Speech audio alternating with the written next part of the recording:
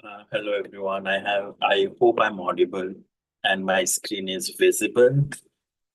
If yes, could I get some reactions? Okay. Okay, good. Thank you. Thank you so much.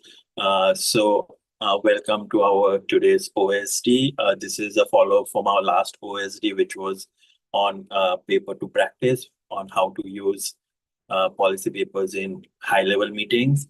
But now we'll continue that and we'll talk about how do we reach those places? How do we reach those high-level meetings? And for that, along with us, we have three MSI members who have attended these high-level meetings firsthand and have experienced it to come and share their experiences with us. But before that, I would start with a few introductions. I am Parthusha. I'm the Vice President for External Affairs, and this campaign is by MSI. MSI is Medical Student Association of India. We are a non-profit, non-government organization started in 2012 by the student for the student and of the student. And now we are present in all the states and union territories in India. We function on basis of standing committees. We have 6 standing committees. One is on public health, one is standing committee on human rights and peace, one is standing committee on medical education, and one is standing committee on sexual reproductive health and rights, including HIV and AIDS. And also, we have 2 exchange-based standing committees. One is standing committee on research exchange, and another is standing committee on professional exchange. And also, along with this, we have 2 functioning units. One is the WHO AMR unit, which is in collaboration with WHO India office, and another is the bioethics unit. So that is a brief introduction about MSCI. And now let me introduce you to our panelists today. So first we have Dr. Prachi Mehta, who has graduated from Surat Municipal Institute of Medical Education and Research. She has served as the Regional Director for West in 2023-2024 for MSI India. She is deeply committed to mental health advocacy for better healthcare systems, especially women's health, women's mental health and right, particularly focusing on expanding care and awareness for eating disorder and reproductive psychiatry. She attended the 69th session of the Commission on the Status of Women at the UN headquarters in New York in March 2025 as an IFMC delegate. Then we have with us Dr. Mohammad Tashrif KV. He is originally from Kerala, but he has completed his MBBS from AIMS Bhubaneswar. He has formerly served as the Director for Public Relation and Communication in MSCI in 2023-2024, and very recently served in the Executive Board of IFMSA as the Vice President for Public Relations and Communications 2024-2025. And he has attended many high-level meetings, be it World Health Assembly or WHO Southeast Asia Regional Committee. And he also attended he was also part of the student task force in AMI. And then we have also he attended COP28. Then we have with us Dr. Netra Booth, who is an intern in KLES Dr. Prabhakar Kaur Hospital and Research Center in Belgaum. Last term, she served as the External Affairs Policy and Advocacy Assistant, and she had the opportunity to represent IFMSA at World Health Summit 2024 in Berlin, and also World Federation for Ultrasound in Medicine and Biology 2025 in Kyoto, Japan, contributing to dialogues on youth advocacy, digital health, and equitable participation in global health governance. Thank you so much, 3 of you, being back in MSCI and, sharing your experiences with us. We won't take much of our time. Now we'll move forward to few questions to get to know about your experiences and about meaningful youth engagement when it comes to these high-level meetings. Because we as medical students, we just think whenever, if it's the World Health Assembly or, UN General Assembly, we feel it's only the member states, our health ministers who are taking part. But also now we have seen the number of youth delegates increasing and, youth engagement increasing. So how can we as the youth, be part of those dialogues and be part of those meetings and contribute to it? So without much ado, let's start. First, I would like to ask Prachi, like, what exactly is CSW and how was your experience? If you could share your experience with regards to CSW with us. Hi, Partho. So, hello, everyone. I'm Dr. Prachi, and it is such a pleasure to be here. Thank you, Partho, for inviting me. So, first of all, let me start with what CSW actually is. So, the CSW stands for the Commission on Status of Women. It is UN's principal or intergovernmental organ that is there for advocacy and implementation of the policy frameworks around gender inequality and equality. And IFMSA every year has been sending a delegation to the CSW that is comprised of delegates from NMOs all over the world. So I was lucky enough to be selected for this year's delegation. And this year it was a 69th session. And in particular, it was special because this was also the 30th anniversary of the Beijing Declaration. So the Beijing Declaration and Platform for Action 1995 was made and adopted in September 1995 in Beijing, China. And that declaration serves as a blueprint for a lot of the governments and civil societies around the world for policy implementation about gender equality. So I think my own experience with the CSW has been incredible. I have met so many wonderful delegates, so many wonderful civil society organizations throughout my time in New York. New York City itself is an incredible place. So I'd like to start with the pre-process of the application. So when I've applied for 3 years. And it took me my third try to get selected. So this is just a forward to anybody who's going to look forward to getting into the high-level meetings. Make sure that you do not give up. And I think you continue on working on your own understanding of the high-level meetings. And when you apply, just apply with an open heart. So, okay, CSW. When we had our pre-delegation training, we had all the delegates prepare a lot of content, a lot of policies that we were going to comment on, and what basically our job section was during the CSW, because each task is being delegated to a specific delegate, whether it be note taking or attending a certain side event or engaging with a certain partner. And that is what we discuss in the pre-delegation training. The meeting itself was a 10-day long meeting from the 10th of March to the 21st of March. And every day we attended a lot of side events and parallel events that were hosted by sometimes civil societies and sometimes embassies of the various governments that were there. Now, one thing that I would like to let all the delegates know about these high-level meetings is we often assume that youth delegates and civil societies do not have an active role to play. But my experience was that in every single side event or parallel event that I attended, it was a very diverse mix of people. People I did not expect to be involved in a certain committee. For example, India's own permanent mission at the UN did a session on digital technology and evolution. And myself was seated next to a professor from Delhi University in sociology. And when I went there, I did not know that I'm going to be seated next to somebody who's also Hindi speaking, vernacular speaking, sitting in a sari. So when you assume that these spaces are limited and coherent to just one specific group of people, it limits the amount of exposure and the amount of different knowledge that we can get. So the delegations that do come to the CSW and the engagement that is in the CSW is very diverse, and youth delegates from all over the world are a major chunk of the participants of the CSW.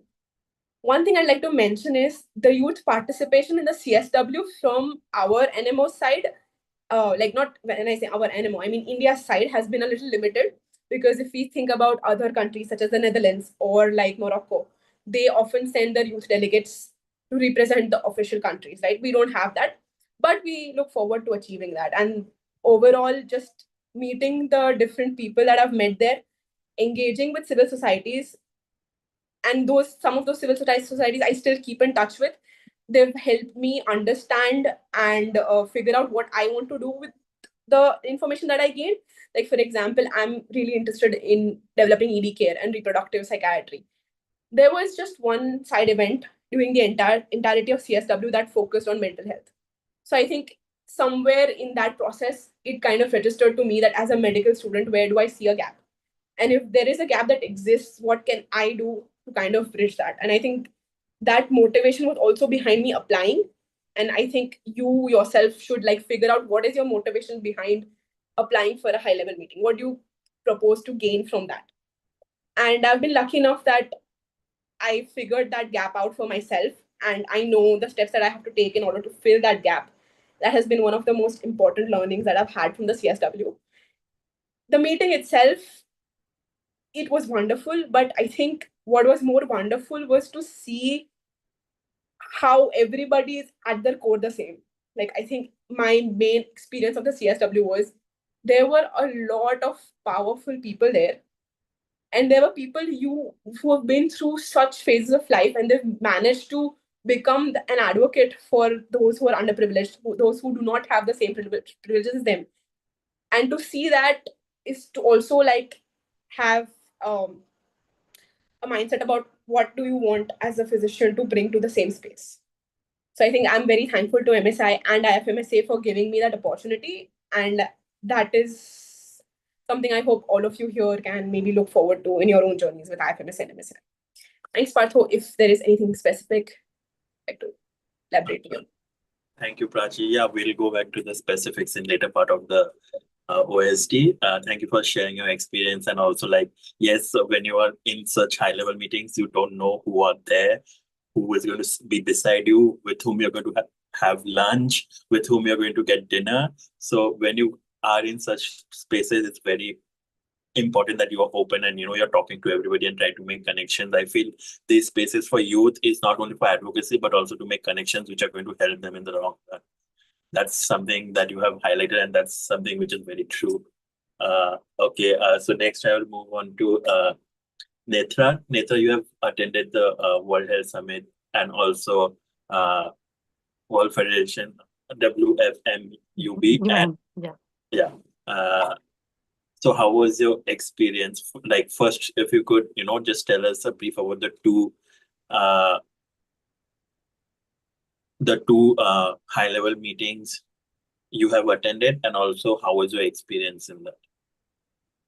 So yeah, hello everyone, and thank you so much for having me here. I'm Netra, and yeah, to begin with, first of all, I would just like to mention my experience with WHS, which I attended last year in the month of October in Germany. So that was my maiden international event, be it on any platform, be it virtually or be it in person.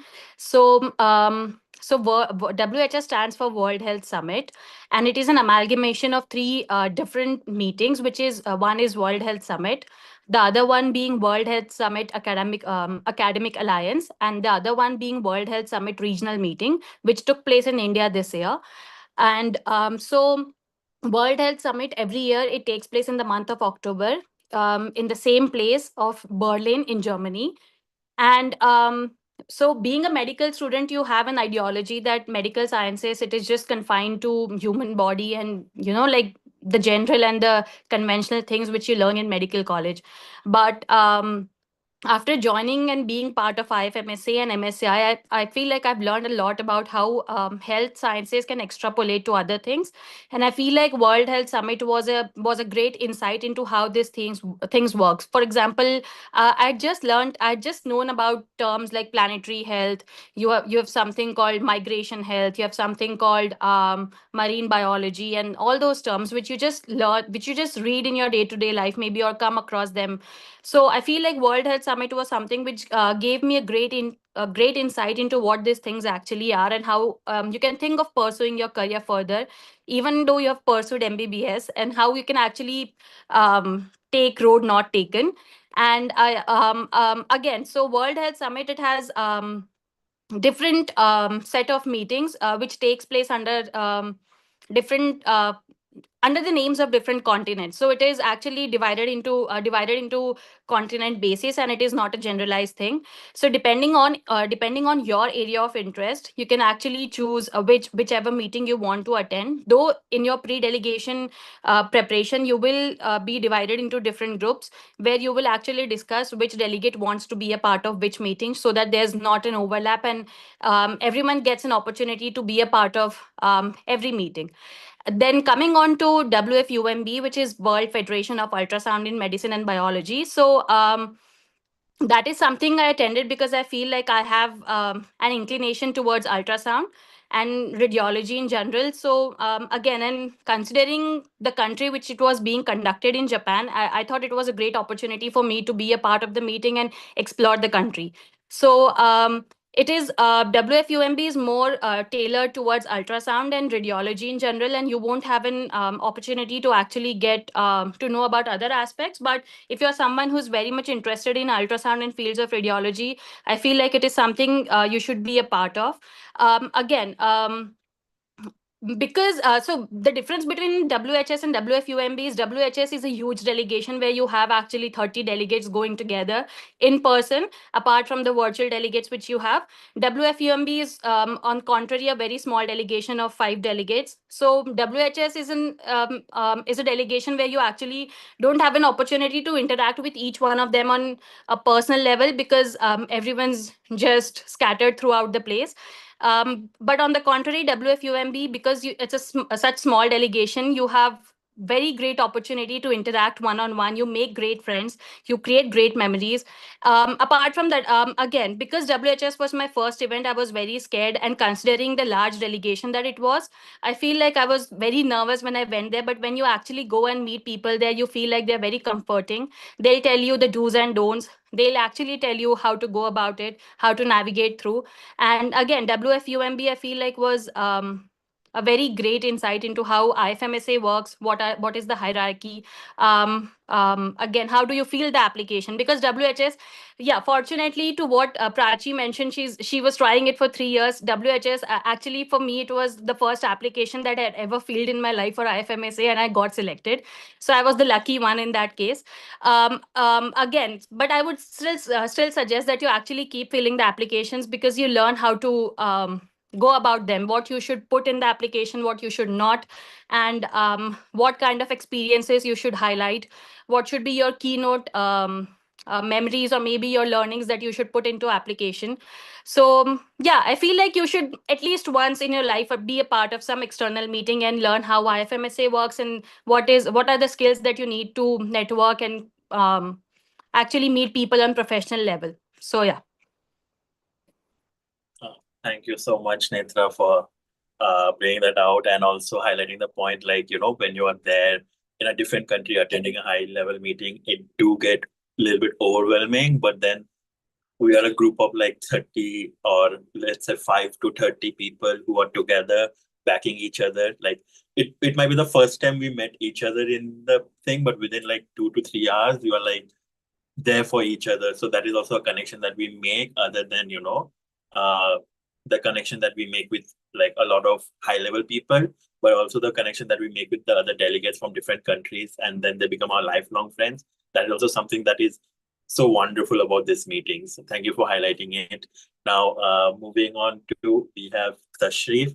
So Tashrif, you have attended many of these. One I forgot to mention is COP28. So yeah, you have attended the World Health Assembly. You have been the head of delegation in WHO, Southeast Asia Regional Committee, Student Task Force of AMI. You have attended WFME, and like, how was your experience in all this, high level meetings? And first, could you just start by telling what these meetings are, and like, how was your experience attending them? Okay, I think it would be better to go through chronological order. The first one I attended and how it influenced the next one, etc. So I think in 2023, I was just like any of you. Like, I was in my national team, and I was doing a lot of MSI projects. I was not attending. I mean, I didn't attend any of the external meeting before. I attended little workshops. I had basic idea of policy document. I heard about COP in my textbook in 10th class or something like that for the first time. but I never knew that I mean I can attend it personally. So there was this opportunity from IFMSA. They opened the call for delegation. So one thing I had was a huge motivation. So I applied for COP.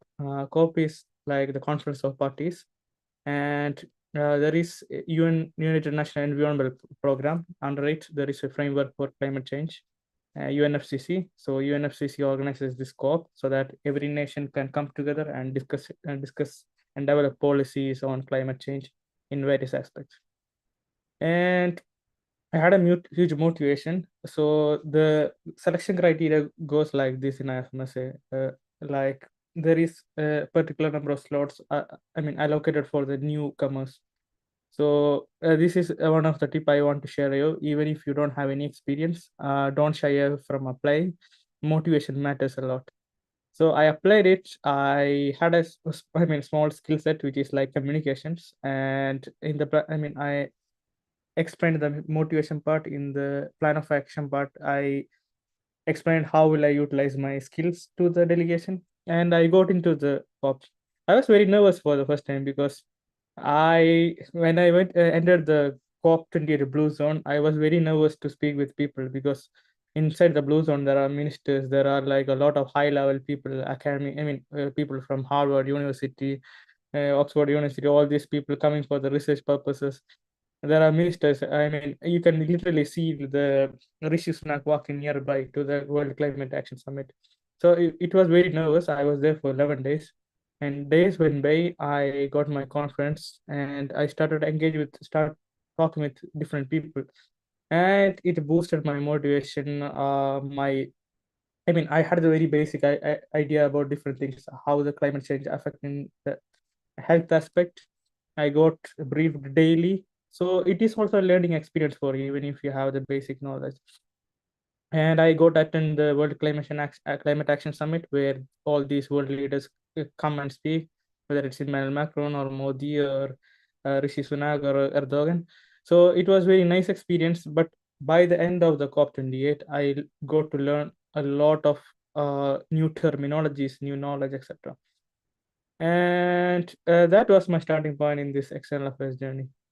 And after that came Amy. So I got this skill set of networking with different kind of people from COP. Like I became much more extroverted in terms to initiating talk with the different people, which is like a very, very, very, very good skill if you are, network is one of the biggest skill you can acquire. Then I applied for the AME. So basically, AME is like Association of Medical Education in Europe. So it was an organization formed in Europe, particularly for the medical education. But since they can't change the name, now it's AME, an international organization when they expanded to the global stage.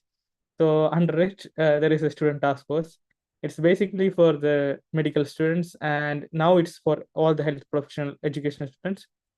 So they support your travel, support your stay, to be part of the conference team, and you can engage with the different. It's like all the people from the medical education field come. So I attended it in 2023 and 2024, and it's a very nice networking space because there will be a lot of different topics regarding the faculty development, curriculum design, etc., etc. So my main focus area were two of them. Like I was very interested in climate change and health. Also, I was very interested in the medical education. So even here itself, you can see different aspects of planetary health in the medical education. So it's like an intersection. And this was a very nice place, particularly if you want to network among the giants in the medical education field, like Professor Ronald Harden, who literally found the OSCE, who literally invented the OSCE system. So it was a nice experience. Amy is one of the great experience for me. I made a lot of friends. Still, we keep in touch with each other, and you get to learn a lot about the medical students and how they can actively involved in the curriculum design in your college, etc., and what you can do for it. And after that, I had these two experience. Then I went to WHA, World Health Assembly. It's like a general assembly of the WHO. It's like the NGO of the WHO. I mean, if you want to say like that. So, like here, before the WHA, I have said as the pre-World Health Assembly, youth pre-WHA, which is like the capacity building, where you can learn a lot of skills. For example, like how to influence different stakeholders at the WHA. So you might have heard a lot about the civil society organization. So I will explain a little bit better so that you understand better. So in this kind of high-level meeting, there will be the government representative, which is like the India, Sri Lanka, America, etc. At the same time, to include the voice of the general population, the public voice, there will be civil society organizations like the IFMSA. IFMSA particularly represent the medical students aspects, the thoughts of the medical students, the opinion of the medical students. So whenever, if we find some of the policy development happening in WHA is like not aligning with our internal policy,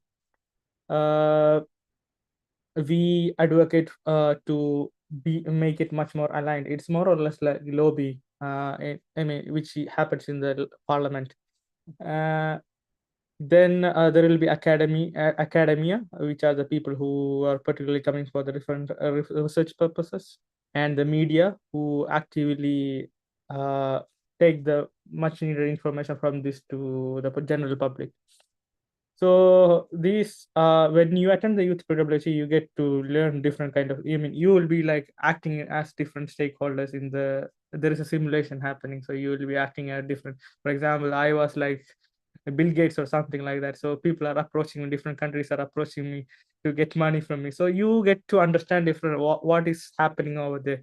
You might be having a lot of knowledge about different things, but when you are in that simulation, you get to know the dark side of the all these systems. And WHO was very fun. I mean, there are a lot of working groups. I was in the climate change and health because I had experience from the COP28, and we developed we developed a lot of statements which was read in the World Health Assembly. Then we wrote a article which came into the Lancet Planetary Health magazine. So these are like a different kind of opportunity where you can develop. I mean, you can start getting introduced to these kind of skills.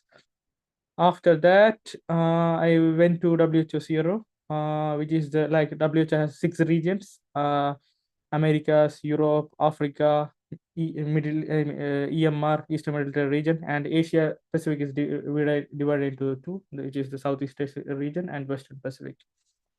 So India comes under the CRO region, and this one happened in Delhi, and I was the head of delegation over there, and we had a nice, and one of our MSA member Jane was also there, and we were both together, and we had a quite fruitful discussion over there, and we were pitching the idea of the youth council, CRO youth council. And Jane came back, and the regional, along with the regional team, they developed a proposal and sent to the CRO, and now we have a youth council where different, I mean, the youth will have a unified voice over there under the youth council. And the last one I attended was the WFME. Regarding WFME is the organization which accredits the, which is particularly related to accreditation and quality assurance. You might have heard the news 2 years before in 2023 that NMC is now WFME, WFME recognized or something like that. So this organization sets the standard for the quality of medical education in each country. Like if your accreditation agency, if your country council is WFME recognized, that means your MBBS or whatever degree you are studying in a country has the standard, standard quality when it comes to teaching. So WFME organized the conference after 7 or 8 years. Before COVID, it happened in 2018 or something like that. Then this year it happened in Bangkok. And there was a youth task force. It was students plus the junior doctors, and I was part of the youth task force where they will support your travel and accommodation. And where also, it is more or less similar to AME because most of the target audience are the people who are interested in the medical education, along with the different kind of accreditation agencies will come. Like if your country has a new accreditation agency, NMC was established in 2020 or something like that. Then they had to follow up with the WFME to get recognized. So these kind of organization will come to, so that they can have their presence over there. And when it comes to how was your experience, if I look back when I was attending the co for the first time, I was a child like who had a particular and different kind of skill set, but it was scattered all over the place. And throughout the years, after attending different kinds of meetings, it shaped my that rough skills into something sharper. And I met a lot of people and network with a lot of influential people who supports me still also. Like if I have some thing, I go to them still. And this is I am here as Tashrif because of all these experience I gained along the way. So that's it from my side. Thank you, Tashrif. Thank you for sharing your entire journey and also talking about everything, basics like CSO and member states and everything. So as of this year, even MSCI is recognized as the WHO CSO. So yes, that's something we as MSCI has earned this year, a milestone for us. And also you have mentioned about, different things like when we go there for the first time, our rough skills, and then we keep attending these sessions and attending these external meetings, and those rough skills become the skills that we have today. And that's why today we have Tashrif with us. Thank you so much for highlighting that. And now I'll move forward with a few more specific questions. So first question would be, so this will be for Prachi. Prachi, could you briefly explain, the process of how can we get involved in these high-level meetings, and how does MSA and IFMSA help us prepare better for these high-level meetings? So thank you for the question, Partho. I would like to actually continue what Tashrif said. MSI and IFMSA will make you the doctor and the physician and the person that you're going to be because of the opportunities it gives you. So my entire journey to the CSW has been stepwise. I've grown through my particular roles in MSI. Like I started off as a local officer in human rights and peace, where I developed an interest in gender-based violence. And then I went on to become the RD West. I got into capacity building, and that capacity building was what made me confident enough to apply to these things. It made me confident enough to give an elevator pitch, to talk to externals, to talk to stakeholders. And throughout my entire MSI journey, like I'm sure a lot of the people here will be experiencing, you have to apply for events, you have to apply for workshops, and that process of applying and the process of drafting that answer to why do you want to do this? What will you learn from this? What will you take home and what will you improve? I think that entire process, when you do it over and over again for a varied variety of interest that you may have in the health section, that is what will get you close to the high level meeting. Like in particular for the CSW, I did not have specific women's health experience per se. Like I was not actively a part of SCORA, right? Like I was in the SCOP section and I was in the CB section. But you will realize that when you go to these high-level meetings, the delegations are very diverse. So within my own CSW delegation, we had some people who were close to graduating. We had some people who would just started med school. We had some people from NMOs which are very active, some from NMOs which are not as active. So the diversity of that delegation is what gave it its strength. Like we learned from each other so much, and I think that is where IFMSA steps in. Before we left for the delegation, we were given the pre-delegation training, where we learned about how do you present a policy, how do you talk in these spaces, Because when you go to these high-level meetings, you're not just being an individual. You're representing an organization. You're representing IFMSA, and within IFMSA also you're representing MSCI. So in order to make sure that we do our best at representing our organization, the growth that comes along with progressing in the organization is also important. Like, to all the people who are watching here, many of you might be local officers, many of you might have just started your journey in MSI. I would say focus on growing slowly, do events, do attend workshops, learn something new. We have a lot of small working groups that are organized by the EBTO, which I think you should take part in. You should apply for workshops and apply for everything. That all of these high-level meetings, they have calls that are opened by IFMSA, and then the NMO in question, for example, for us, MSCI, opens the internal call. Apply for all of it. If you have any questions, you can always reach out to the people in concern. Like, you can reach out to the VP team, you can reach out to even us if you could find us somewhere. So I would just say that in order to go to these high-level meetings, make sure that you attend the low-level meetings, essentially, right? And another point I just wanted to add to what Tashrif had said about networking. Networking will play the biggest role in your life as a medical student, because unless you know people and unless you know how to talk to these people in power, then the change you wish to see will be very difficult to do on an individual basis. You have to make sure that you work in a team. You have to make sure that whatever advocacy that you're trying to do reaches the people who need it the most, right? So, for example, my CSW experience, I used to live in New Jersey because the meeting was in New York, but New York is very expensive. And so I used to travel every day for 1.5 hours from New Jersey in the early morning. And I was fortunate enough to have that US visa, but a lot of our delegates were not fortunate. So even knowing what are the intricacies of being a part of a delegation like this, MSI has helped me. Like, I've reached out to past delegates, I've reached out to IFMSA previous delegates who have gone there, been there, and they've provided me with all the insights on where to eat, how to save money, how to travel, who to talk to, what to talk, and when to listen. I think I've learned all of it from previous delegates. So whenever I'm so glad all of you are attending right now, but even in the future, if you guys need any guidance or reference, please feel free to reach out.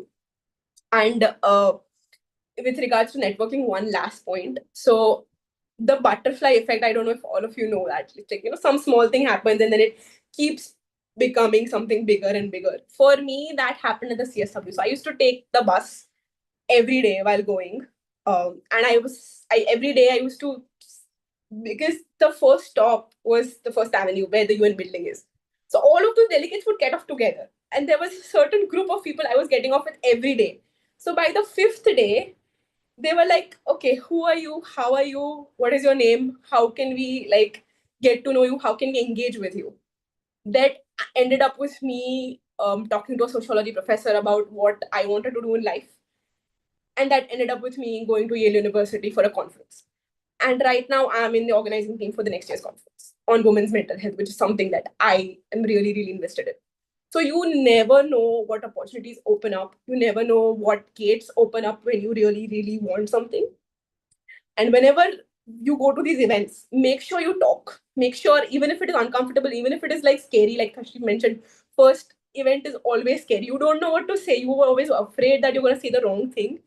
But once you get in there and once you let past that fear, I think you have a lot of opportunity standing on the other side of that.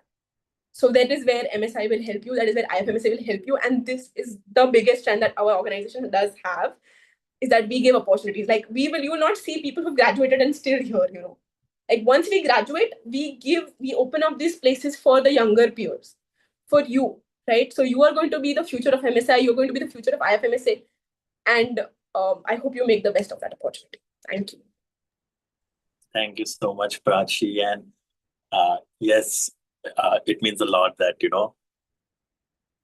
MSI has and IFMS has given you, and now you're giving back to. So that is how it always continues.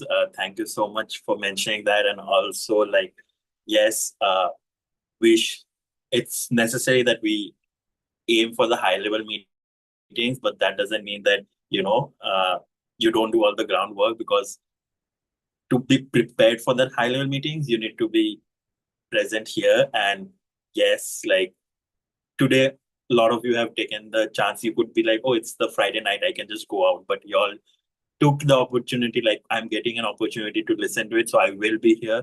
So that is the first step already taken by you. And it's all going to be the effect after this. So yes, I think Tashrif, you want to add something? Yes, please go ahead. Yeah, I just want to add one thing because I was in the executive board of IFMSA for last 1 year. So I was doing the selection criteria, selection scoring for 1 year, helping with the liaison officers and external affairs team. So one of the three important factors in the selection is like, one is the motivation, which is the biggest one. The other one is your contribution, how will you contribute? And third one is your experience in the topic. So you can build this experience in the top. The motivation is like, if you have motivation, it is there, and nothing can be done about that. It's about your motivation. Second one is the contribution. So it's about how smartly you tell the people how will you contribute. The third one is the experience in the topic. This can be built only by attending different kind of activities in MSAI. If each and every small activity you do count, each and small working group or workshop you are attending count. So third one is very important. So whenever there is an opportunity in MSAI, don't shy away. Please do apply, even if it is like a small one. Don't neglect it that way. These do count in the grand scheme of things. Thank you so much, Tashrif, for highlighting it. Yes, everything that you do in MSA counts. I don't think like we as young advocates, we generally tend to think, oh, I will do this. What is the effect it's going to have anyway? That is where we go wrong. Today you do the work, you're going to see the, snowball effect, and you will see that, everything rolls up to become a bigger thing. So yes, moving on from this, our next question. So how did the selection process look like, and what are the factors do we need to keep in mind while submitting the application? I think this was covered in this question briefly, but Netra, if you could talk about your personal selection process, and what are the different factors that are needed to be looked into while you're submitting the application. Yeah, 1 second. I'll open the application. I have one. So yeah, first of all, before I explain my experience while applying for these high level meetings. So one thing which all of you should keep in mind is while MSCI opens its internal calls for various meetings. For example, for WHA, you have MSCI internal calls where you actually give in your candidature, and you showcase what is your motivation, as Tashrif mentioned. How will you contribute to contribute to delegation, and again, what will be your follow-up plan after you attend the meeting. So for some meetings, MSCI has its internal calls, while for most of them MSCI doesn't. So for the ones that I've been a part of, for example, WHS and WFUMB, MSCI doesn't has its internal calls. So you have to mail the external affairs team and ask their response on that, because you need to submit something called as a candidature form, which has to be signed and stamped by your NMO. So depending on that, you actually need to look out if you have to mail personally, or MSAI will have its internal calls. Now coming to application specific and application proper, which all points you need to keep in mind. So one thing again which you should take a note of is IFMSA has a same form which is used for every external meeting that you apply for. Only depending on the meeting that you are applying for, there's a certain section where you need to mention the name of the meeting that you are going to be a part of. So the first question which you actually have in your form is which asks about your experience relevant to the topics addressed in the meeting. So it's very important. My experience says that it is very helpful if you be as specific as you can, rather than being very generic about your experience. Again, when I applied for WHS, I had no experience because that was my maiden international event, as I mentioned earlier. But what I did was I went through the mail very properly and very meticulously noting down the points which were actually in my favor and the things that I did not know of. So first recommendation is that you is to make sure that you read the mail which you receive very nicely and meticulously, taking note of each and every single point that could actually be in your favor.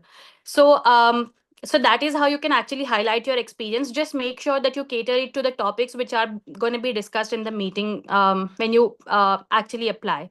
Then the next question that you have in the form is regarding your experience in the external affairs. So most of us, I feel like when you join MSCI, it is not something that you can actually achieve overnight. Experience in external affairs has to come along as you go forward in be MSCI, be it IFMSA.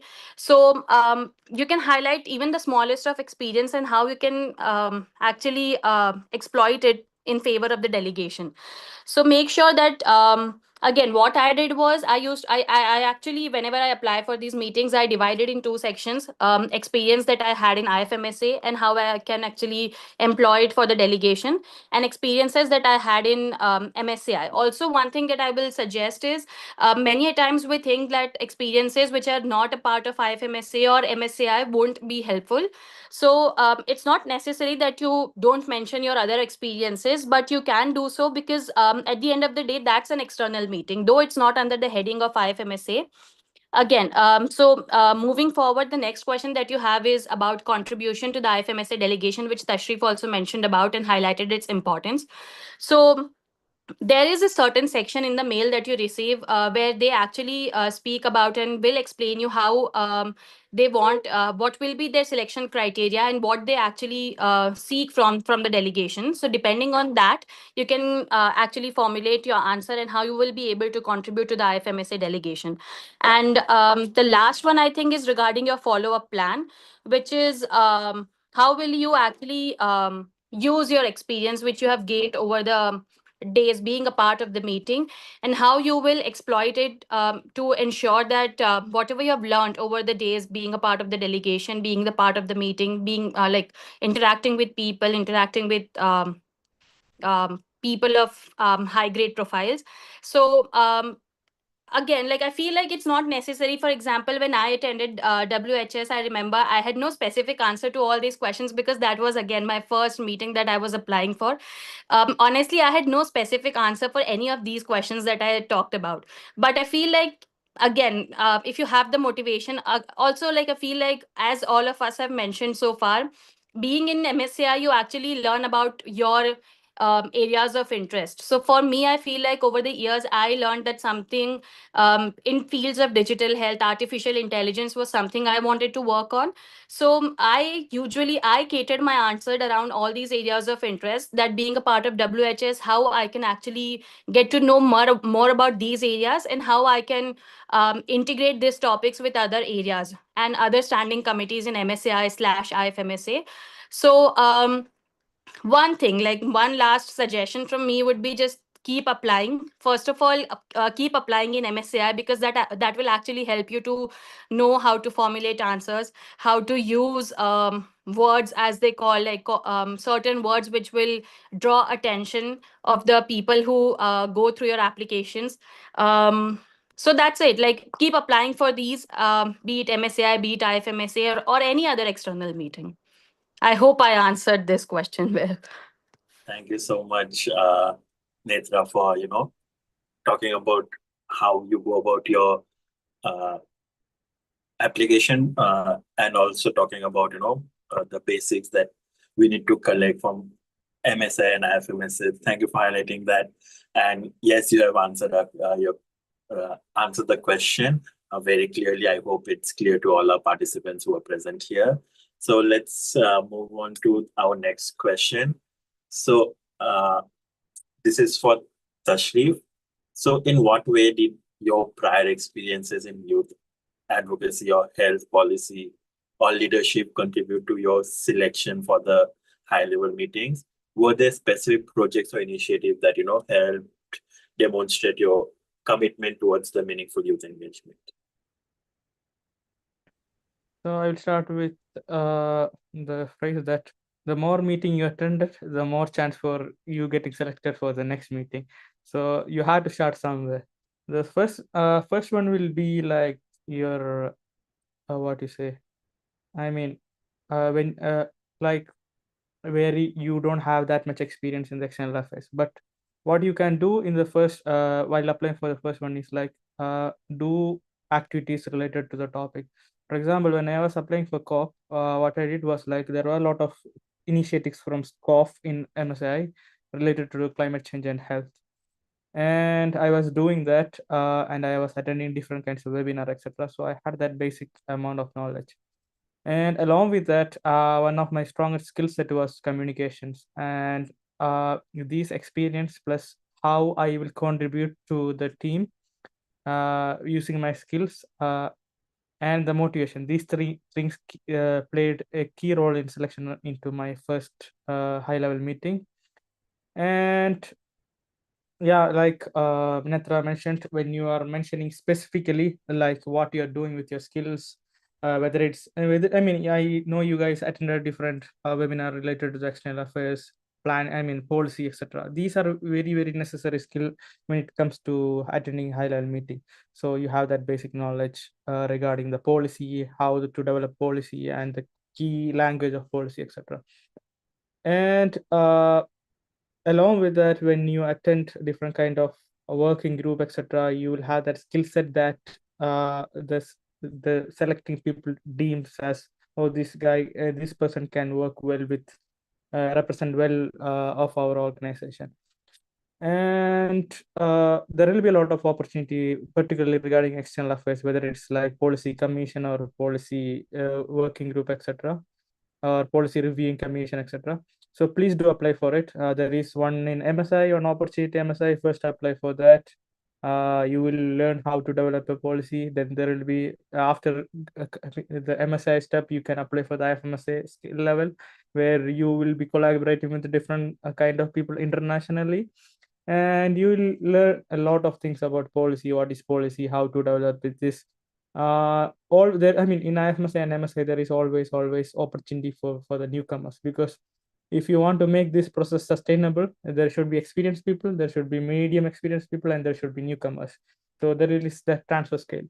So keep applying. Like whether I mean the hardest thing you can get is a no. Nobody is going to scold you for applying or something like that. So keep applying. There will be a lot of rejections, but when you get rejected many times, you will get used to that. You will understand what went wrong, where can I develop much better. You will focus on that areas. And yeah, and what are the specific projects initiated? Like I mentioned before, when you do these initiatives, and I mean, sometimes you might feel this is a small initiative, but when you go to the global stage and when you are sharing this experience with different kind of delegates from other countries, you understand how much valuable things you are doing.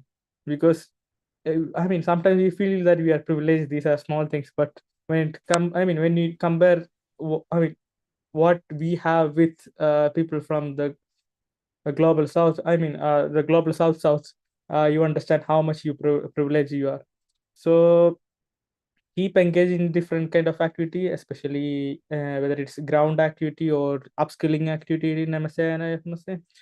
And once you achieve that, you know how to I mean, you will have that skill to go to the high level meeting where you can advocate and meaningfully engage the youth. Like the thing I wanted to mention, meaningfully engage, is like most of the time youth engagement is tokenism. People want to showcase that, yeah, we are representing youth.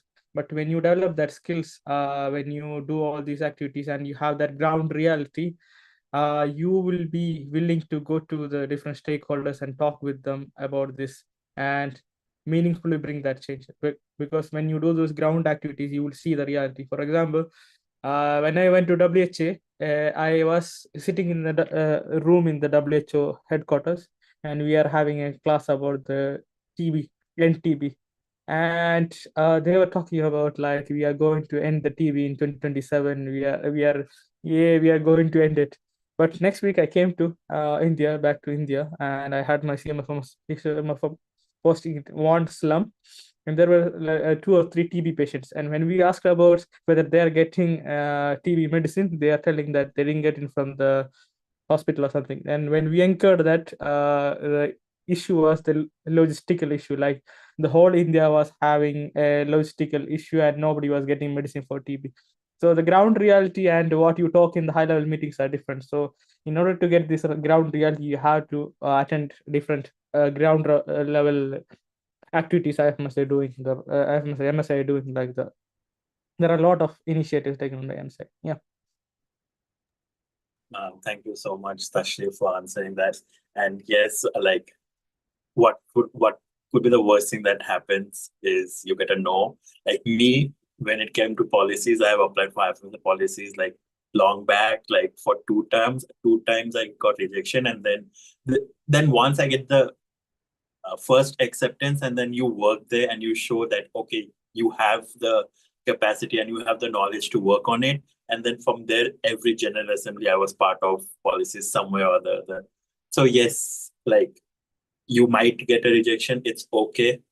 You learn the process of filling up an application, and then once you get the opportunity, show them your best, show them what you bring to the table.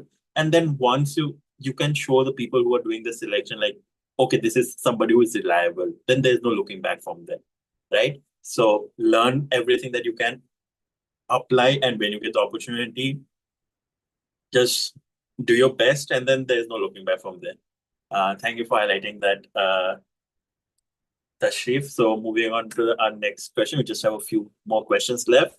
Then we'll open the floor for our audience to ask question. So how well do you think, high-level meeting created spaces for genuine and meaningful youth participation? Like, did you feel that youth voices were actively included in decision-making, or the youth delegates had equal opportunities to speak and influence outcomes? So, Prachi, you were there in CSW. So how was your experience there in the UN headquarters? So I think we already briefly talked about this question previously, but I will like let's talk about it a little more. So when you talk about meaningful youth engagement, in a very ideal utopian world, the youth would actually be involved in implementing and writing the policies that are adopted by the UN, by these high-level organizations, by governments. Has India reached that level yet? Specifically, when we talk about our own country, no. But at the same time, there are a lot of countries, for example, Norway, like my own co-delegate for the CSW, Uswa Malik. She's from Norway, and she represented her country at another high-level WHO meeting. Salma, who's also co-delegate with me in the CSW, she also represented Morocco, the government of Morocco, in another high-level meeting. So at an individual space, I think there is still a scope for improvement. But at the same time, I would also like to tell you that when you go to these high-level meetings, you have no idea who you're going to sit next to, who you're going to meet. Because there would be meetings where I'd go to. There was this one meeting about digital technology. And, on your first day, you don't want to sit on the front row, because what if they ask you something and you don't really know? You don't feel informed enough to know. But then you sit there, right? You still sit in the front row and you try to learn. You try to put yourself in an uncomfortable position to try to learn, and you find out you're sitting next to Finland's commerce minister. And Finland's commerce minister asks you, okay, who are you? What do you do? And when you're answering, they're actually listening.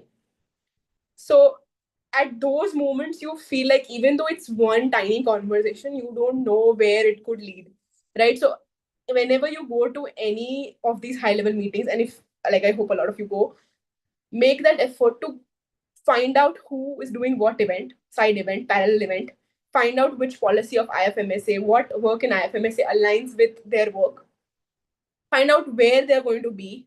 As soon as the meeting ends, learn how to do an elevator pitch, talk to them, give your contact card, give the contact card of your head of delegation. Obviously, discuss it with your delegation before you do it on most occasions.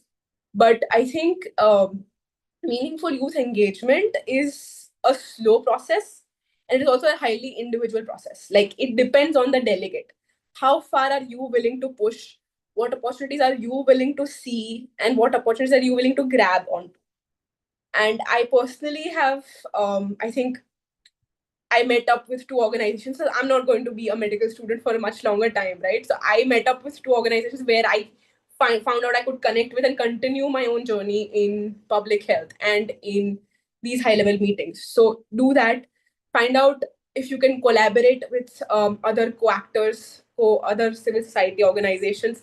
Find out if your own, like for example, India's delegation was there. We had the Women and Child Development Minister Annapurna Devi.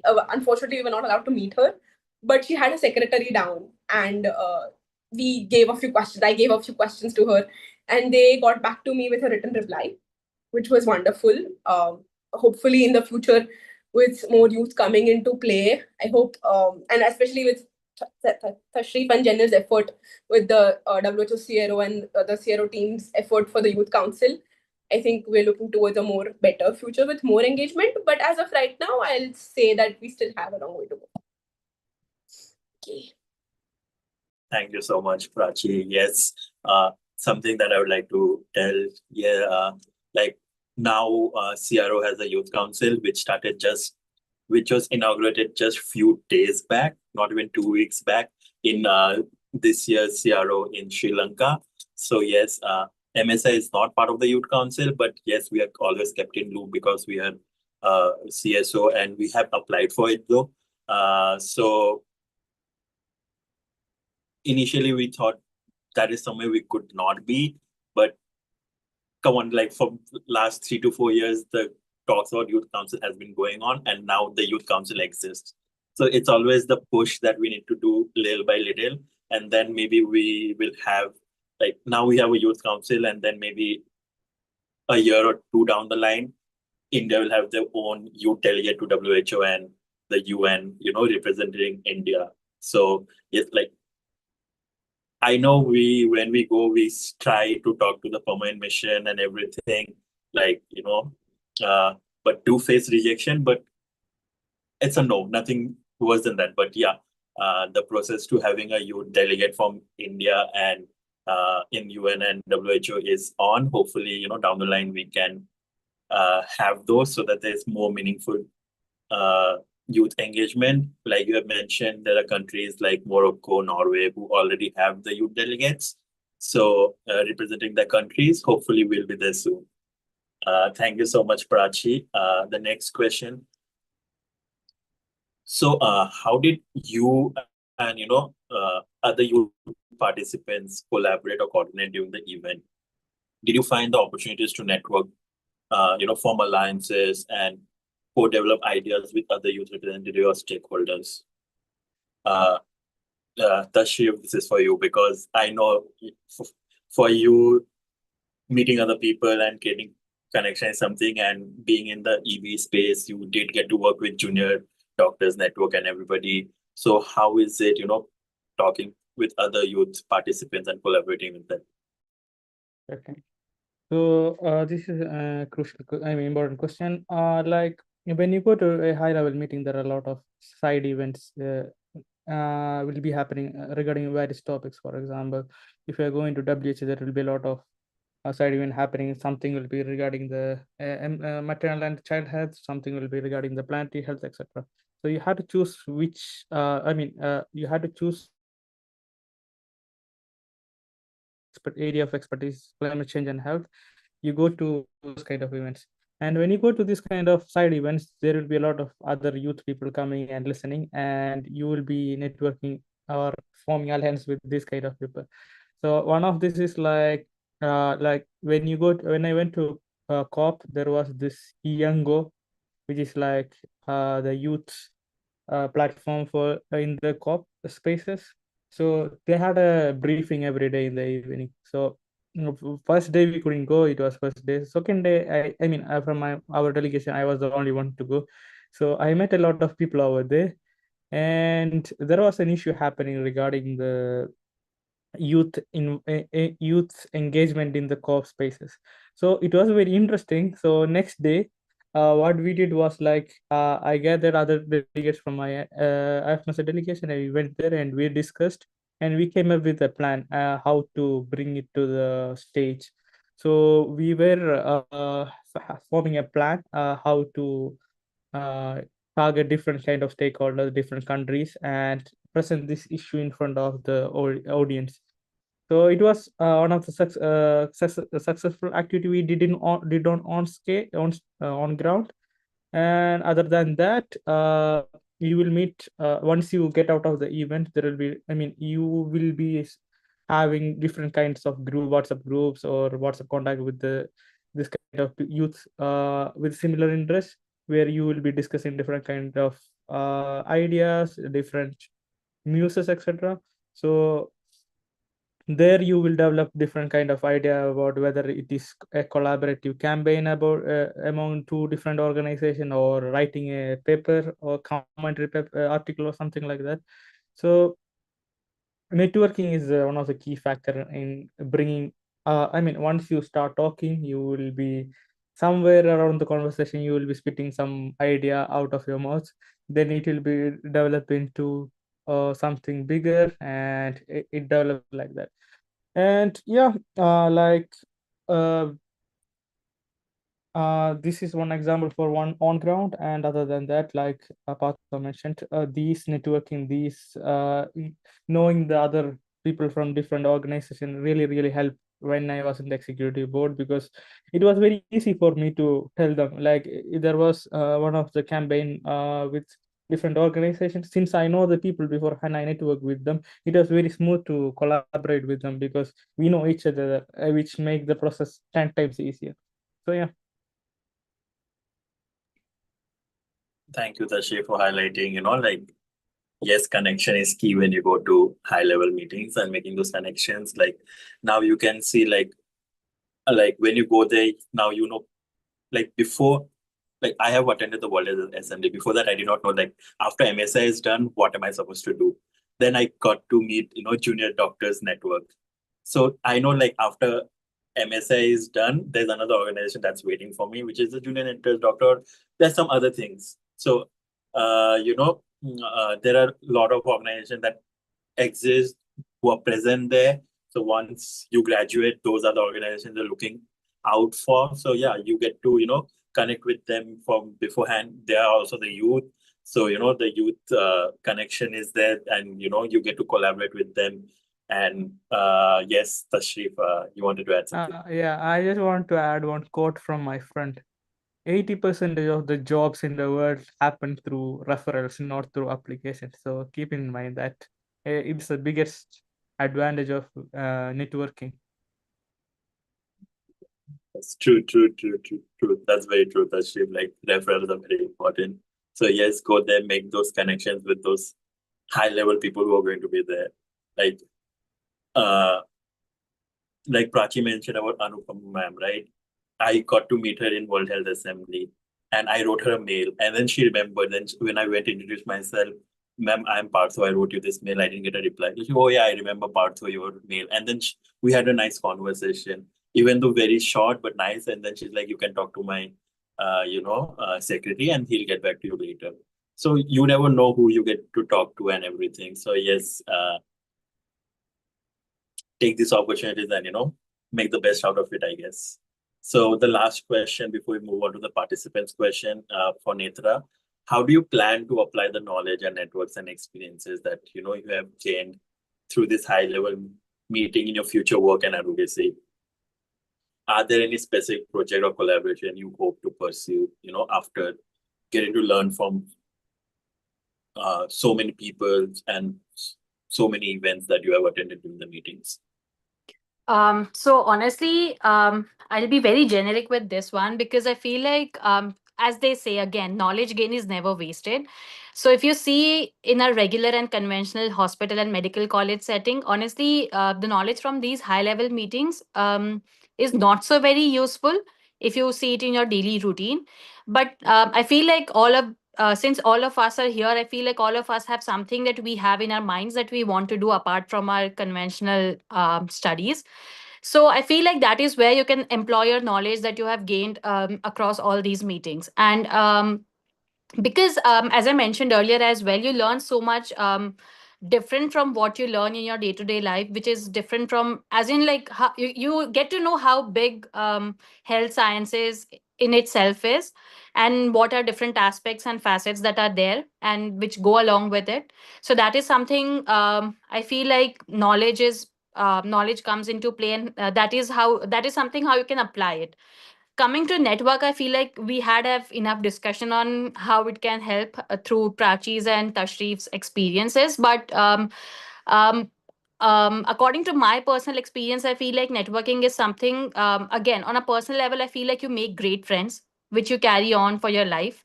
On a professional level, I feel like networking with people who are from different organizations. Honestly, being a part of WHS gave me an exposure to how there are different organizations apart from the usual ones like WHO or something which you maybe come across being a part of this field as of medical sciences. So I got to know about Gavi, then how there are other different organizations, and I got an opportunity to actually go and speak people who work and are part of these organizations.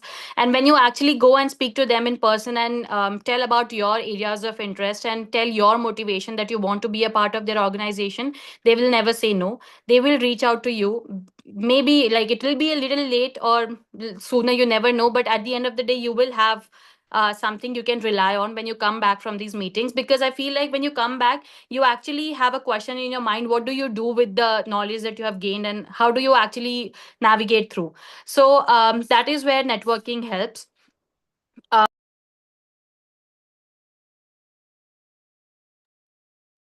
I think there is an issue with Netra's uh, connection. We'll just wait for her to join back, or just give us 1 minute.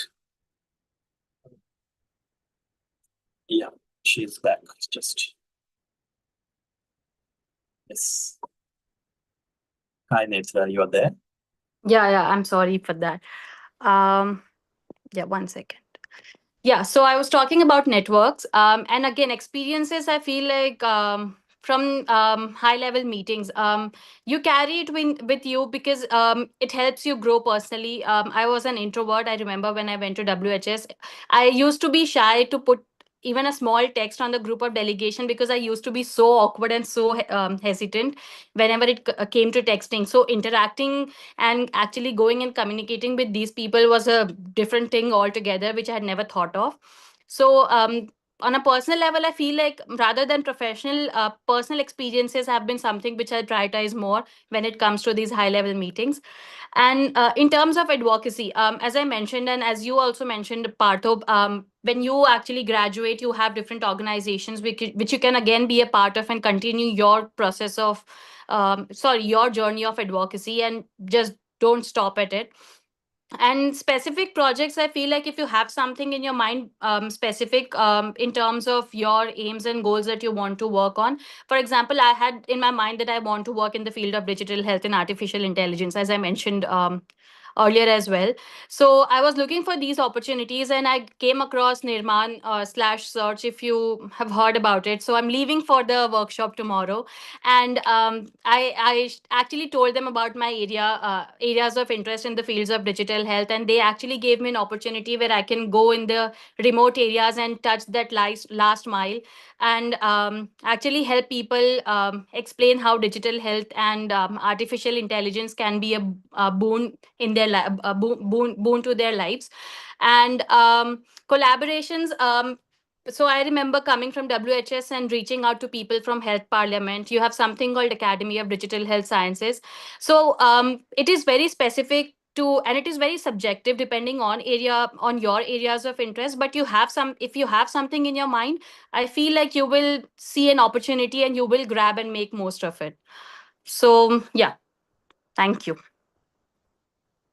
Yes, thank you, Netra. Yes, like everything that you have mentioned, all the other organizations, they are also present there, like Health Parliament and Academy for Digital Health Sciences and Nirman. They are also present in World Health Assembly, and so yes, you get to make connections with people who are working in the same field because you're going to attend the same side events. So yes, thank you so much for highlighting that. I think with this, we come to the end of the moderated questions. Now,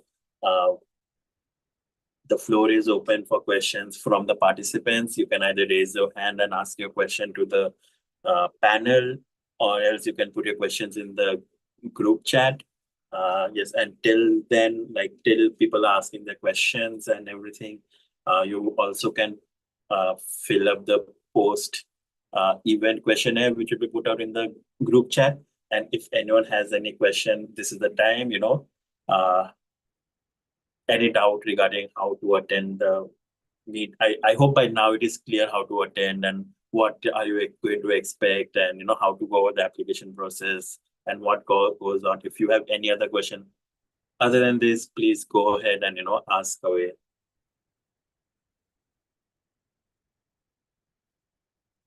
Meghna is asking, when does the call for high level meeting and external affairs open? Would you like me to take this, Partho? Yeah, sure, go ahead. Okay, so for each high level meeting, there's a certain certain timeline that goes on, and you can usually find out if you've been on the MSI server for a long time. You can go through your mails and be like, okay, World Health Assembly calls. So you can find out the approximate dates of when these calls open. For the CSW in particular, the meeting itself is in March, and the calls open somewhere in September, October, right?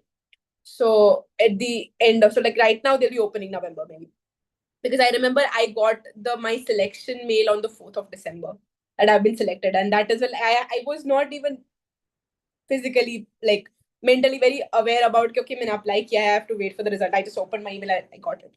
So just make sure that you keep a check on your mails, because these events keep coming up. May have a rough deadline of when the high level meetings happen. For example, like the WHA happens in May every year.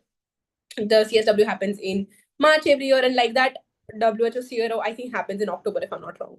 Right. So just keep a deadline of these events in your head and keep checking your mails. Usually the calls open like 4 to 5 months before time, and sometimes they also happen to open a little later. I think Partho would be able to tell you more, but I think my input to this would just be that keep a check on your mails, keep a check on your socials and your MSI information. Okay. Meghna, I'll just add a little bit more to what Prachi said. So you will get notification about these calls. As MSAI, we open calls for very few high-level meetings, which are CSW and World Health Assembly, and then anything which is happening in India, we open calls. Also, we open calls for World Health Summit also. But other than that, other meeting, you need to keep a lookout, in IFMSS space. You need to be in their mailing list. So you can just go to the website and subscribe to the mailing list, and then Tashrif, thank you, Tashrif. He has shared the link. You can join there, and you will know exactly when everything is opening. And accordingly, when you get the mail, if you want to apply, you reach out to MSCI with your candidature form and everything, and then the process continues. So yes. And not only the mail, you can also keep a look at the Instagram spaces of IFMSA, MSA, and also the WhatsApp communities. So, all the opportunities are shared everywhere. It's just you need to know where to look at. So yeah, if you have any other questions related to where to know when these meetings are happening and all, do reach out to us. We can help you with the process. No, you don't have to be part of the external affairs team to know or receive the mails. You just have to subscribe to the correct email. Through MSI, if you're an MSI member, you will be getting all the mails that MSI have internal calls for, and all the national external events that we go to as delegates for MSI. Other than that, it's the IFMSA mailing list you need to subscribe to. Okay, Thanga Balu is asking how to conduct meetings in colleges about MSI, as I'm new MSI member. Okay, this is not for today's OSD, but please drop me a mail. I will send you the entire process how to do that. I hope that is okay with you, Thanga Balu. Harin is asking, after participating in such meetings, how do you maintain connection or collaborate with global stakeholders?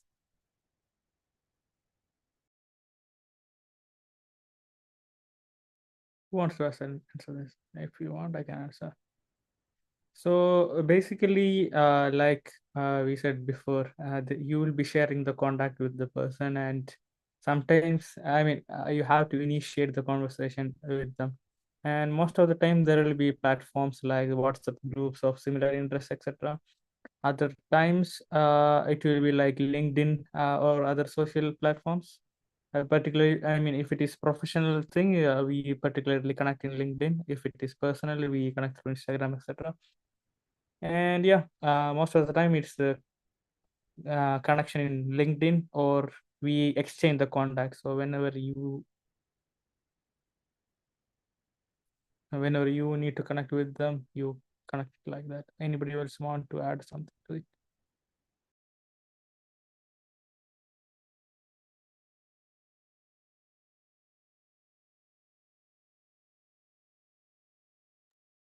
Okay, I hope that question was answered, Harini. Then we have Smith, who is asking, what was one moment in any such meeting which is still with you all till date?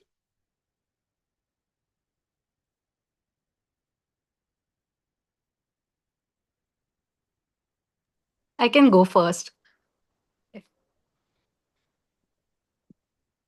Hello, am I audible? Yes, yes.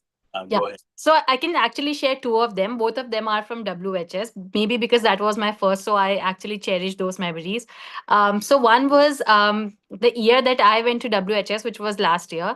So there was this WHO's first ever investment round that was conducted. So we had people like Bill Gates was there. Then we had people from all the European countries, as in people from their ministries, their prime ministers slash presidents. So it was a great treat to watch and actually to behold all these people actually come up and speak. Especially, obviously, the key highlight for me was Bill Gates. On a personal level, I feel like the friends that I made. And there was this one specific incident which I remember. I wanted to go to some Indian restaurant because German food and especially all those bland food is something which I could not keep up with for a long time, and I was craving those masala. So and my mobile data actually wasn't working, and there was a big net issue that I was having. So there was this one delegate from Bulgaria. She her name was Ivana. So she actually came along with me to all the way along to that Indian restaurant to navigate the way through, and actually dropped me to a restaurant and went back to her hotel. And that is something I feel like is so and I was so grateful for that thing, because I feel like to meet a stranger who I actually had met like couple of days back there itself in Germany, and to do that thing for a stranger, I feel like was such a heartwarming experience for me. So yeah. I'll go next if that's okay. Okay, so there are so many moments. But before, when I saw Smith put up the question, I was like, what do I say if I have to pick just one? And I think for me, that one particular moment was just walking into the GA hall on the first time, because the United Nations GA hall, the assembly hall itself, is one of the most ethereal places you will ever walk into, I think, because every single big person that I have known, like Malala, Obama, all of them are like there, they're talking, and you are in that same space. So for me, and that was also my graduation day. So I was missing my graduation, and that was also the first day that I walked in. So my graduation was going on in one side, and on the other side, I was in that meeting. So I remember FaceTime my parents, and they were like going to get my degree, and I was in that hall. It was a very, very fever dream experience for me.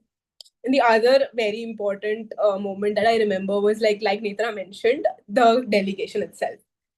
Our head of delegation, David, was absolutely lovely. I think all of us felt very, very included. And we used to go to restaurants, साथ में, after our day ended. We'd go explore each other's culture, learn more about each other's culture.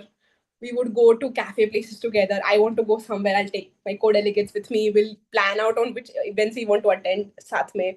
So that bonding and that culture itself was amazing. And then one last moment that I think I would like to share is there was this Indonesian women's organization, like a bunch of really nice Indonesian aunties. And I met them on one of the days of the conference, and I talked to them. they gave me a scarf. Like they gave me a really lovely Indonesian scarf. And it was again a very special moment for me because I was stubborn enough not to carry anything. In New York, when you're traveling 1.5 hours every day, you don't want to carry a lot of stuff. You don't want to carry the coat and you're freezing cold. And these people who I had never met before in my life, I meet them 15 minutes ago. They see that, okay, isko thand lag rahi hai. They gave me like the traditional Indonesia's national scarf, whatever. And I think I collected so many little tokens like that throughout my entire CSW journey. I have like a little box now. And just a lot of special experience. I think this is the whole experience itself is something that will remain with me till the very end. Okay, thank you. Okay, I will go next. I mean, mine is also kind of similar to my professional way. Like, there was World Climate Action Summit. Only 100 or 200 people get to opportunity. You have to fill a form, and out of luck, you will get into the room. So I was the one of the lucky person to get into the room, and I was sitting in the front. All these leaders going, I mean, beside you. It was like home. Uh, I mean, a moment I can cherish for a long, long time. And coming to personal level, it is always the friends I made along the way. Like, I mean, if I look back, those moments spending with them, going out, sitting beside the lake in the night at 2 a.m. or something like that as a group. These are the moments I can cherish forever. And today, if I want to go to somewhere in the world, and I mean, I have people over there. I just have to text them, hey, I'm coming. They will be there for me. I know it. So these are the things. Some things that's coming to my mind. Yeah. Thank you for sharing. So now, Kanika, how do we get notified for events for which there are any internal MSI calls? It is, please go through the IFMS and get yourself registered to the IFMS mailing list. Tashrif has already sent the link, so that would be helpful. Ishika is asking, very important question, how do you handle or deal with the imposter feeling you get as someone so inexperienced in such high-level meetings? Like I mentioned before, first time you are going, you will have that feeling. You know nothing, and you are there. You are meeting a new people.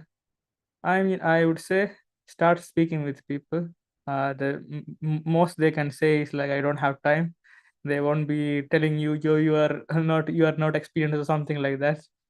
I mean, the thing is, we are so afraid to open up to people. When you open up to people, you will feel that people are not monsters who will you are something like that. But I mean, the 99 of the people I met is very, very warm, welcoming, helpful. Like when I mentioned them, this is the first time I am actually, oh, you come with me, I will show you around or something like that. So just when you meet people, go to them, take your courage. If you are feeling not courageful, take a deep breath and hi, open up. Hi, I am Tashrif. Hi, I am Partho, or something like that. I come from India, and they will introduce themselves. Then it will be like, conversation are like natural. It will. I mean, once you, only thing that needed is like the starter. Like you have to start it. Once you start, it will go automatically. Yeah. Yeah, and that's true. Like, people are very warm and they will come and talk to you. They will see you are hesitating to introduce yourself. They will come and introduce themselves. And it might be true that we are a little bit inexperienced, but we also bring a fresh perspective to things. That's why you will see a lot of people will be talking to youth people, asking for their perspective. Like when I was in WHA, they call the youth for consultation on a WHO manual they are going to be releasing on contraception. So they called only the youth for consulting because they think youth are one of the stakeholders. So yes, even though it might be first time for us or something like that, we might be less experienced, but people know we are going there, we bring something to the table. So yes, don't ever downplay yourself. But yeah, the imposter feeling will always be there.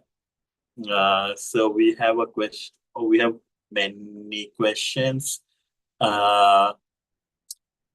we're running out of time. We'll take the last questions, and I think if there's any other question, please send it to me. I will send it to Prachi, Tashrif, and Netra and get back with the answers to you. Afreen is asking. Oh, Afreen is asking the same question. Okay. Okay, then we have one question from Kaushik, which is in these meetings where, like you said, everyone are from different background and experiences. How do you decide whom to network with and build meaningful connection rather than trying to meet everyone? Meet everyone is my answer. Prachi, Tashrif, Netra. Find out what you like. Find out what you want, basically. Find out what you'll gain from. Do you want a collaboration? Do you want another meeting? Do you want an opportunity for yourself to intern, to maybe get to some high-level meeting, to get organize a workshop? What do you need? And I will add to Partho's thing. Everyone. You never know who's going to help. Jo bhi aaye, like obviously, when you have a time constraint and you need to only focus on the most important stakeholders, you need to learn how to prioritize. And that is also something MSI and IFMSA will teach you with experience. You will learn all of these things when you go through medical school, when you go through all the levels of MSI. But you will learn how to prioritize and you will learn how to know what to expect. Like what I would focus on if I had to build connections, I would focus on who's relevant to me, who's relevant to India, who's relevant to my personal priorities and IFMSA's priorities. For example, a lot of the times we already had connections with, like for example, there's a physiotherapist organization, there is a dental association, there are pharmacy organizations. We already have established connections with them. So we will meet them, we will continue to build on those connections, but we'll also see where we don't have currently connections. And we will try to fill in those spaces.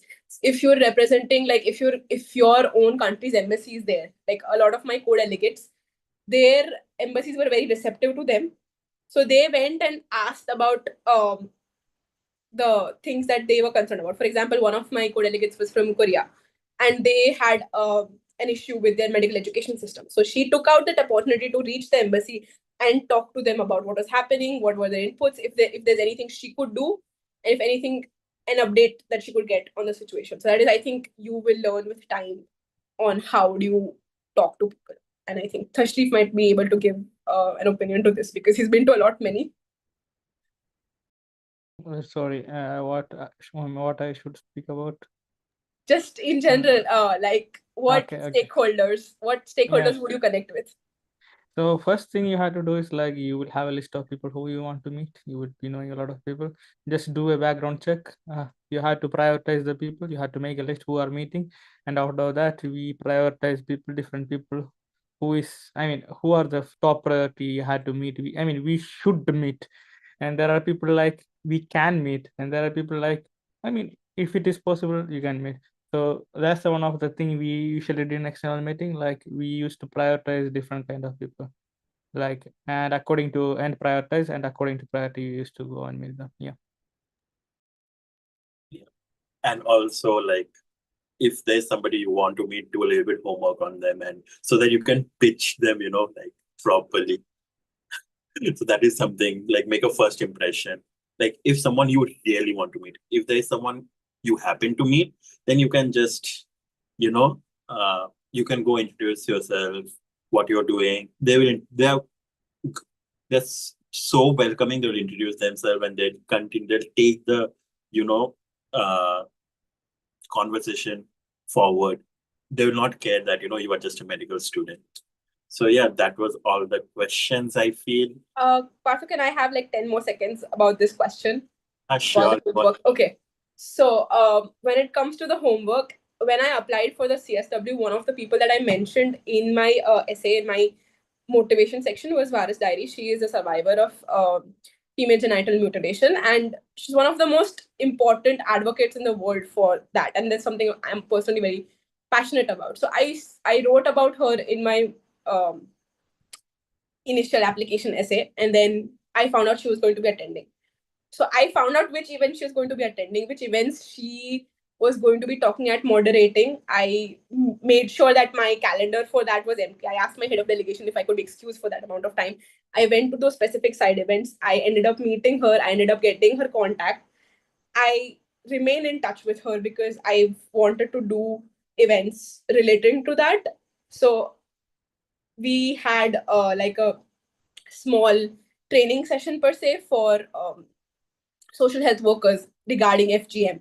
And India so far has very limited knowledge and surveillance about FGM that is done. Although my city, Surat, is one of the hotspots for FGM, which a lot of people don't even know. So that is something that I've been working on, and it's still a work in progress, but I did that. So like, I think that is what I mean when I say do a lot of homework, find out what people you're going to attend and find out how you're going to keep in touch with them. So like, I cannot, she's someone who's so famous and someone who's so busy. I cannot go and like message her on Instagram all the time, right? But I've kept her in my email. I will email her every 3 months about an update on the project. I will give her an update on the something that I'm working on. So that is how you kind of remain in touch with them. Can I also add one thing? Go Yeah, ahead. so my way out actually through all these meetings is I'll go to each and every one of them. I'll ask for their card, and when I come back, I'll go through their LinkedIn profile and actually search for their areas of work and then prioritize like which all people I have to connect and collaborate with. So that is one thing which you can also apply. Just get their cards, look for their LinkedIn profiles, and see for their areas of work, and then decide. Thank you so much, everyone, for taking up the questions. We are like way beyond our stipulated time, but people are happy to be here and listen to all of you. I would like to take this opportunity to thank, Rajit, Ashraf, and Netra to take out time from your busy schedule to be here with us, giving back to MSAI and, sharing your personal experiences, giving them tips on how to fill up the applications and, like just being there, not fearing a rejection. Thank you so much, from MSI Executive Board and the External Affairs team for taking out your time and being here with us, in our External Affairs Week campaign. Thank you once again. And just not an announcement, it's just that we have been talking about experiences. So I have bought two experiences for you people. So tomorrow we are starting the National Policy Writing Workshop. The calls for it has closed because it starts tomorrow. But yes, after this, we'll have the policy small working group for the term 2025-2026. The calls will open next week, if not on Sunday. So apply for it, start building up those skills, start building up those things that you need to learn to be present in that high-level meeting. So yes, with that now, thank you so much. And now I think people who are comfortable can put their cameras on. We can take a picture.